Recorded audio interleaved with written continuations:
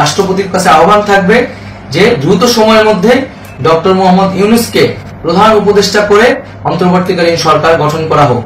প্রিয় মুক্তিকামী ছাত্র জনতা, আমরা দেখতে পাচ্ছি যে আমাদের এই অভ্যুত্থান এবং বিপ্লবের পরেই দেশে অরাজকতা, নাশকতা করছে ফ্যাসিস্ট এবং তাদের দোসররা। আমরা দেখতে পাচ্ছি যে বিভিন্ন জায়গায় এখন গোলাগুলি চলছে, মন্দিরে হামলা হচ্ছে এবং নাশকতা ও লুটপাট করছে। আমরা মনে করি আমাদের যে ছাত্র নাগরিকদের অভ্যুত্থান তাকে নস্যাৎ করার জন্যই পরিকল্পিতভাবে এই ধরনের ঘটনা ঘটানো হচ্ছে।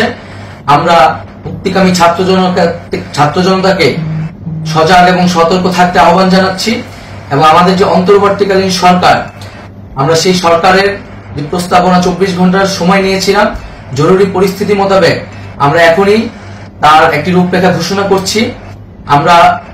আমরা সিদ্ধান্ত নিয়েছি যে সর্বজন গ্রহণযোগ্য আন্তর্জাতিক খ্যাতিসম্পন্ন নোবেল পুরস্কার বিজয়ী ডক্টর মোহাম্মদ ইউনূসকে প্রধান উপদেষ্টা করে অন্তর্বর্তীকালীন সরকার গঠন করা হবে এবং ডক্টর মোহাম্মদ ইউনূসের সাথেও আমাদের কথা হয়েছে। তিনি ছাত্র জনতার আহ্বানে বাংলাদেশকে রক্ষা করতে এই গুরু দায়িত্ব নিতে সম্মত হয়েছে। সরকার গঠনের প্রক্রিয়া দেখতে চাই। রাষ্ট্রপতির কাছে আহ্বান থাকবে যে দ্রুত সময়ের মধ্যে ডক্টর মোহাম্মদ ইউনূসকে প্রধান উপদেষ্টা করে অন্তর্বর্তীকালীন সরকার গঠন করা হোক এবং এই অন্তর্বর্তীকালীন সরকারের বাকি সদস্যদের নামও ঘোষণা করব।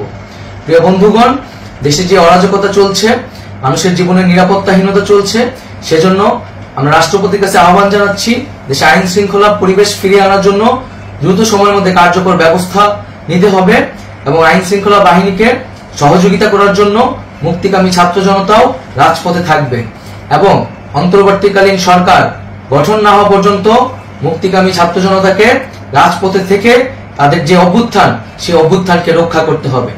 প্রিয় বন্ধুগণ, আমরা রক্ত দিয়েছি, শহীদ হয়েছি।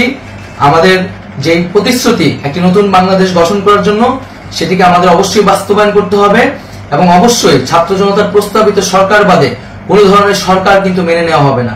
আমরা বলেছি কোনো ধরনের সেনা শাসিত সরকার অথবা সেনা সমর্থিত সরকার অথবা এই ফ্যাসিস্টদের দোসরদের কোনো বিটিম সরকার কিন্তু আমরা মেনে নিব না। কোনো গণবিরোধী সরকারকে মেনে নেওয়া হবে না।